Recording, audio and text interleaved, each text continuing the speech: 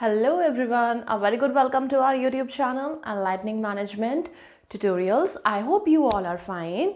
So today I'm back again with a very interesting topic MBO. MBO आप सब ने management में ये इस टर्म को सुना होगा. Those who are preparing for the competitive exams, right? और अदरवाइज़ हमारे मैनेजमेंट सब्जेक्ट के अंदर इस टर्म का बहुत यूज़ होता है. हमने बिजनेस स्टडीज़ में इस टर्म को पढ़ा है. ओवरऑल मैनेजमेंट सब्जेक्ट के अंदर हम इस टर्म को बहुत पढ़ते हैं. MBO फुल फॉर्म इसकी होती है मैनेजमेंट बाय ऑब्जेक्टिव्स. बहुत कंफ्यूजिंग सी टर्म है लेकिन बहुत इम्पॉर्टेंट है. इस पे बहुत क्वेश्चंस आते हैं, तो आज उसी के ऊपर मैं वीडियो लेकर आई हूँ. आज के इस वीडियो में हम MBO के बारे में एक डिस्कशन करेंगे. MBO होता क्या है, कैसे उसको ऑर्गेनाइजेशन के अंदर इम्प्लीमेंट किया जाता है और उसका क्या प्रोसेस होता है, कौन इसको लेकर आया था. नेक्स्ट वीडियो जो मैं लेकर आऊँगी उसमें हम इसके एडवांटेजेस और डिसएडवांटेजेस को डिस्कस करेंगे. तो आज का जो वीडियो है that will be on the introduction of MBO, कि MBO होता क्या है और उसका प्रोसेस क्या होता है. बाकी नेक्स्ट हम करेंगे अपने दूसरे सेशन के अंदर. So, but before that, if you like my videos and content, then please do like, share and subscribe my channel for more videos. Okay, so let's get started our today's session. तो सबसे पहले हम समझते हैं what it is. MBO होता क्या है? Management by Objectives, right? इसमें दो टर्म्स आ रही हैं. अगर हम ध्यान से इस टर्म को पढ़ें, एक टर्म है हमारी management and the second one term is objectives. Management और ऑब्जेक्टिव्स, इन दो टर्म्स को मिलाकर बनता है हमारा MBO, यानी कि मैनेजमेंट बाय ऑब्जेक्टिव्स. अब देखिए आप सब कि जो हमारी ऑर्गेनाइजेशन है, हमारी कोई फर्म है, वो किससे चलती है? वो हमारे एम्प्लॉयज़ से चलती है. एम्प्लॉयज़ जैसा काम करेंगे, जैसे हमें रिजल्ट्स ला कर देंगे, उसी के ऊपर डिपेंड करेगी हमारी प्रॉफिटेबिलिटी, हमारा ग्रोथ, हमारा सर्वाइवल. लेकिन अगर हमारे एम्प्लॉयज़ ही डीमोटिवेटेड हैं, कहीं ना कहीं उन्हीं की वजह से हमारे रिजल्ट्स नहीं आ पा रहे हैं, हमारे जो एम्प्लॉयज़ हैं वो सेटिस्फाइड नहीं हैं, मोटिवेटेड नहीं हैं, बहुत लथार्जिक से रहते हैं, बस काम को करना है, ना ही उनके अंदर एफिशिएंसी आ रही है, तो इन सारी चीज़ों का इम्पैक्ट किसके ऊपर पड़ता है? ऑब्वियसली हमारे ऑर्गेनाइजेशन की ओवरऑल ऑब्जेक्टिव्स के ऊपर, हमारे ओवरऑल ग्रोथ के ऊपर, ओवरऑल रिजल्ट्स के ऊपर इसका इम्पैक्ट पड़ेगा. क्योंकि रिजल्ट्स लाने वाले कौन होते हैं? हमारे एम्प्लॉयज़. और अगर हमारे एम्प्लॉयज़ ही प्रोडक्टिव नहीं हैं, एम्प्लॉयज़ ही सेटिस्फाइड नहीं हैं, मोटिवेटेड नहीं हैं, तो रिजल्ट्स भी हमारे सेटिस्फाइड नहीं आएंगे. तो एम्प्लॉयज़ का सेटिस्फाइड होना, उनका मोटिवेटेड होना, उनका एनर्जेटिक होना, उनका प्रोडक्टिव होना बहुत ज़रूरी है. ठीक है, जब भी हम अपने ऑर्गेनाइजेशन की ग्रोथ के लिए काम कर सकते हैं, उनके ऑब्जेक्टिव्स को अच्छे से फुलफिल कर सकते हैं. ठीक है, तो अब एम्प्लॉयज़ का एक प्रोडक्टिव होना बहुत ज़रूरी है, उनका सेटिस्फाइड होना ज़रूरी है. तो वो कैसे किया जाए? वो किया जा सकता है मैनेजमेंट बाय ऑब्जेक्टिव्स को. इस कॉन्सेप्ट को अगर हम अपनी ऑर्गेनाइजेशन के अंदर इम्प्लीमेंट करते हैं तो हम अपने एम्प्लॉयज़ को प्रोडक्टिव बना सकते हैं, सेटिस्फाइड कर सकते हैं, मोटिवेटेड कर सकते हैं.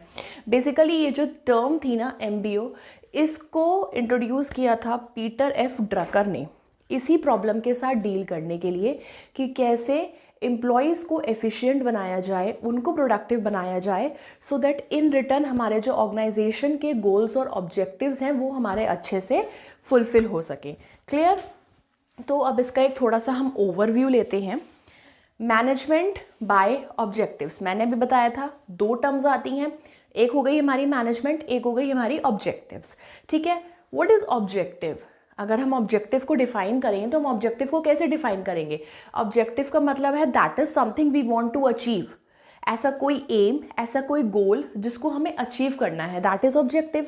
सिंपल टर्म्स में ऑब्जेक्टिव को यही कहते हैं कि कोई ऐसा एम, कोई ऐसा गोल जिसको हम अटेन करना चाहते हैं, जिसको हम अचीव करना चाहते हैं. And the second term is management. Management क्या होता है? The art of getting things done. अगर मैनेजमेंट को सिंपली टर्म्स में डिफाइन किया जाए, सिंपल लैंग्वेज में डिफाइन किया जाए, तो मैनेजमेंट को हम कैसे डिफाइन करते हैं? इट इज़ एन आर्ट, या it is an art of managing the things to get done. कि कैसे चीज़ों को हमें मैनेज करके चलना है, कैसे चीज़ों को हमें कंट्रोल करके चलना है. मैनेजमेंट और ऑब्जेक्टिव्स, मतलब कि कोई एक ऐसा प्रोसेस जिससे हम अपने एम्प्लॉयज़ को प्रोडक्टिव बना सकें ऑब्जेक्टिव्स को सेट करके। तो मैनेजमेंट का यहाँ पे ये रोल आता है कि ऐसे ऑब्जेक्टिव्स लाइए, ऐसे गोल और एम्स लाइए अपने एम्प्लॉयज़ के लिए जिससे वो भी प्रोडक्टिव हों, सेटिस्फाइड रहें और मोटिवेटेड रहें, और इन रिटर्न जो हमें आउटपुट चाहिए वो हमें मिल सके। तो मैनेजमेंट का रोल आ गया ऑब्जेक्टिव्स को सेट करना, यानी कि मैनेजमेंट बाय ऑब्जेक्टिव्स। अगर हम इसको ध्यान से पढ़ें तो basically it refers to the process of setting goals for the employees so that they know what they are supposed to do। ये कॉन्सेप्ट कहता है कि इस तरीके से आप अपने ऑर्गेनाइजेशन के गोल्स को सेट करिए कि एम्प्लॉयज़ को अच्छे से पता हो कि उन्हें एक्चुअल में क्या काम करना है, उन्हें कैसे रिजल्ट्स लेकर आने हैं।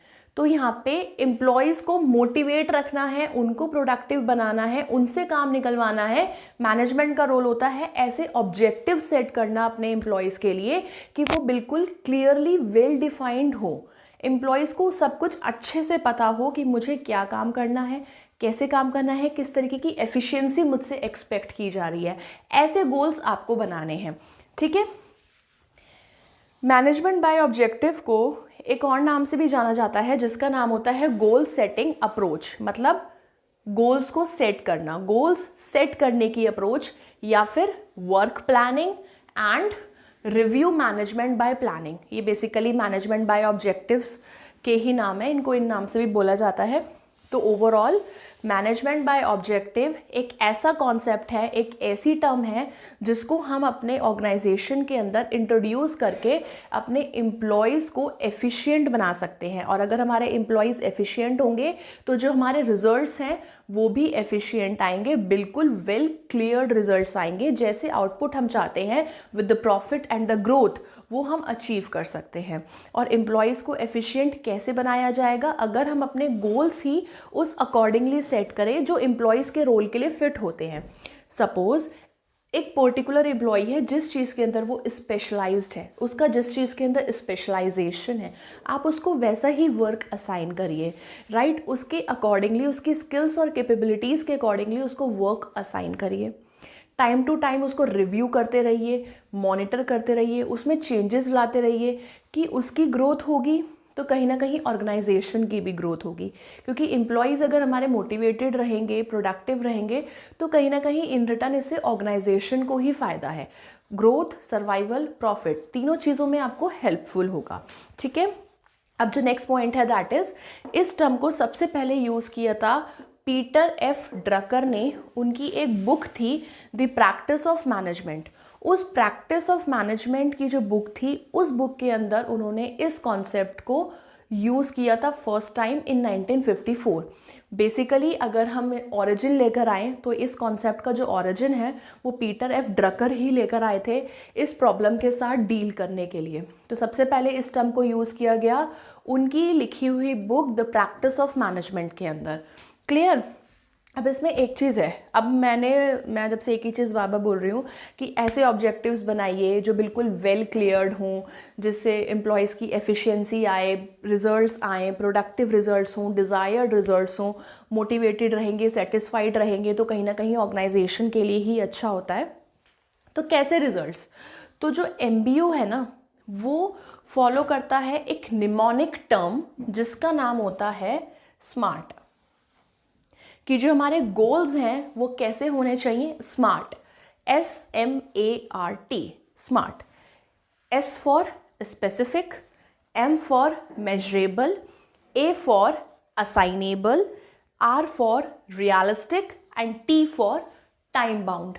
अगर हम इन 5 कैरेक्टरिस्टिक्स को ऑब्जेक्टिव्स बनाते वक्त ध्यान रखेंगे तो हमारे गोल्स ऑटोमेटिकली एम्प्लॉयज़ के साथ लिंक होंगे और जो हम एक्चुअल में इम्प्लीमेंट करना चाहते हैं MBO, वो हमारा हो जाएगा। क्योंकि MBO में क्या करना है? MBO में हमें ऐसे ही ऑब्जेक्टिव्स और गोल सेट करने हैं जिनसे हमारे एम्प्लॉयज़ मोटिवेटेड रहें, सेटिस्फाइड रहें, प्रोडक्टिव रिजल्ट्स लाएं। तो कैसे objectives? Smart objectives. S for specific, हमारा जो ऑब्जेक्टिव है वो बिल्कुल स्पेसिफिक होना चाहिए। स्पेसिफिक का मतलब होता है हमें एक पर्टिकुलर स्पेसिफिक एरिया को टारगेट करना है जहाँ पे हमें इम्प्रूवमेंट की ज़रूरत है। देन आता है हमारा M, यानी कि मेजरेबल। क्वांटिफाई करना है कि ऐसे ऑब्जेक्टिव्स हों जिनको हम मेजर कर सके, बाद में जब हमारा काम हो जाएगा तो बाद में हम उनको मेजर कर सके कि एक्चुअल में जो हमने प्लान किया था उसको हमने अचीव किया या नहीं किया। And the third one is A, यानी कि असाइनेबल। असाइनेबल मतलब ऐसे ऑब्जेक्टिव्स, ऐसे गोल्स हों जिनको हम ईजिली असाइन कर सकें according to the roles and the responsibilities of the employees. वहाँ पे क्लैशेस नहीं आने चाहिए, क्लटर नहीं आने चाहिए कि किसको कौन सा काम देना है। बिल्कुल क्लियरली असाइनेबल हो कि इस पर्सन की ये रिस्पॉन्सिबिलिटी है, ये इस पर्टिकुलर जॉब के लिए सुटेबल है, आप उसको वो काम असाइन कर दीजिए।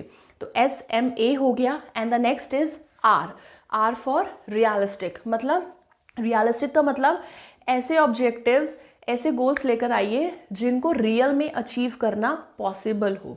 इम्पॉसिबल चीज़ें हमें अटेन नहीं करनी है। ऐसे गोल्स ऑब्जेक्टिव्स बनाइए which are realistically to be achieved. Then the last is T for time bound. Time bound का मतलब है देयर शुड बी डेडलाइंस। वहाँ पे आप डेडलाइंस रखिए। आपने गोल्स बनाए तो उन पर्टिकुलर गोल्स की एक डेडलाइन होनी चाहिए कि up to the this time frame हमें इस गोल को, इस ऑब्जेक्टिव को अचीव करना है। अगर हम इन 5 एलिमेंट्स को इनकॉर्पोरेट करते हैं अपने ऑब्जेक्टिव्स को सेट करते वक्त, तो हम वो सारी चीज़ें कर पाएंगे जैसा हम ऑब्जेक्टिव, जैसा हम गोल बनाना चाहते हैं MBO को अपनी ऑर्गेनाइजेशन में लाने के लिए। तो अब हम डिस्कस करते हैं कि हमारे MBO का प्रोसेस क्या होता है, मतलब कौन कौन से स्टेजेस में हम MBO के कॉन्सेप्ट को अपनी ऑर्गेनाइजेशन के अंदर लेकर आ सकते हैं। अब हम डिस्कस करते हैं अपने प्रोसेस को कि किस प्रोसेस से हम MBO के कॉन्सेप्ट को अपनी ऑर्गेनाइजेशन के अंदर इनकॉर्पोरेट कर सकते हैं, लेकर आ सकते हैं। ठीक है, तो सबसे पहला जो हमारा स्टेप होता है that is set the organizational objectives. सबसे पहले हमें अपने ऑर्गेनाइजेशन के ऑब्जेक्टिव्स को सेट करना है। ऐसे ऑब्जेक्टिव्स जैसे कि अभी हमने पढ़ा था कि हमें वो निमोनिक टर्म स्मार्ट का ध्यान रखना है। ऐसा objective which should be smart in the sense specific, measurable, assignable, realistic and time bound. तो सबसे पहले हमें ऐसे ऑर्गेनाइजेशनल ऑब्जेक्टिव्स बनाने हैं जिनमें ये 5 एलिमेंट्स हमारे प्रेजेंट हो सके। ठीक है, स्टेप नंबर 2 आता है हमारा set and align the employee objectives. जो भी हमने ऑर्गेनाइजेशनल के ऑब्जेक्टिव्स सेट करे हैं उनको हम अपने एम्प्लॉय की ऑब्जेक्टिव्स के साथ अलाइन कर सकें। मतलब एम्प्लॉय के साथ ऐसे ऑब्जेक्टिव्स बनाएं जिनको एम्प्लॉयज़ जो हैं ईजिली फुलफ़िल कर सकते हैं। मतलब उनकी according to the skills, according to the capabilities उनको काम असाइन करना, जिस चीज़ में वो स्पेशलाइज्ड है, जिस चीज़ में उनका एक्सपर्टीज़ है, ऐसे ऑब्जेक्टिव्स उनको असाइन करना जिसको वो ईजिली अचीव कर सकते हैं, जिसमें उनकी भी ग्रोथ हो और ऑर्गेनाइजेशन की भी ग्रोथ हो। मतलब एम्प्लॉयज़ के अपने इंडिविजुअल ऑब्जेक्टिव्स भी फुलफ़िल हो सके और जो हमारे ऑर्गेनाइजेशन के ऑब्जेक्टिव्स हैं वो भी फुलफ़िल हो सके।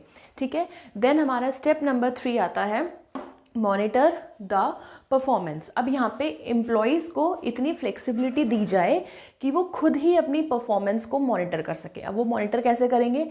आपने उनको ऑब्जेक्टिव असाइन कर दिए कि ये आपको गोल्स और ऑब्जेक्टिव्स फुलफ़िल करने हैं। ठीक है, अब वो अपने लेवल पे उन ऑब्जेक्टिव्स को फुलफ़िल करने के लिए अपने लेवल पे अपने ऑब्जेक्टिव्स बना सकें। इतनी फ्लेक्सिबिलिटी आप उन्हें दीजिए सो दैट वो खुद ही अपने आप को मॉनिटर कर सके, परफॉर्मेंस को मॉनिटर कर सके और उस मेन ऑब्जेक्टिव को फुलफ़िल करने के साथ साथ उनकी भी ग्रोथ होती रहे। ठीक है, then the next step is evaluate the performance. अब यहाँ पे काम आता है हमारे मैनेजमेंट का। मतलब एम्प्लॉयज़ ने हमें काम करके दिया, अब मैनेजमेंट की रिस्पॉन्सिबिलिटी बनती है उनको इवैल्यूएट करना कि जो हमने स्टैंडर्ड्स सेट करे थे at the time of setting the objectives, क्या वो एक्चुअल में हमारे फुलफ़िल हुए या नहीं हुए, क्या हम उनको अटेन कर पाए हैं या नहीं कर पाए हैं। और इससे आप अपने एम्प्लॉयज़ की परफॉर्मेंस को भी इवैल्यूएट कर सकते हो। And the last point is reward the employees. अगर आपके एम्प्लॉयज़ ने आपको अच्छे रिजल्ट्स ला कर दिए हैं, अच्छे आउटपुट ला के दिए हैं, तो आपको उन्हें रिवॉर्ड करना चाहिए।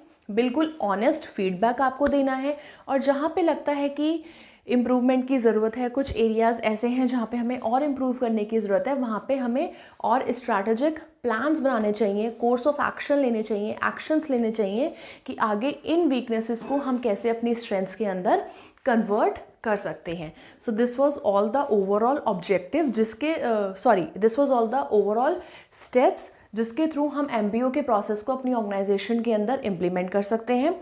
Number 1, set the organizational objectives. Then set and align the employee objectives. Third, monitor the performance, evaluate the performance, and the last step is reward the employees. I hope सबको management by objectives का concept clear हो गया होगा, उसका process क्या है ये भी क्लियर हो गया होगा. अगर आपको कोई डाउट है तो आप कमेंट बॉक्स में मेंशन करिए, हम उसको अपने नेक्स्ट सेशन के अंदर डिस्कस करेंगे. ऑलराइट, अब जो नेक्स्ट वीडियो हमारी आएगी that will be on the advantages and the disadvantages of MBO, यानी कि MBO के हम एडवांटेजेस और डिसएडवांटेजेस को डिस्कस करेंगे. ठीक है, so meet you soon. Till then take care and stay safe. Have a nice day.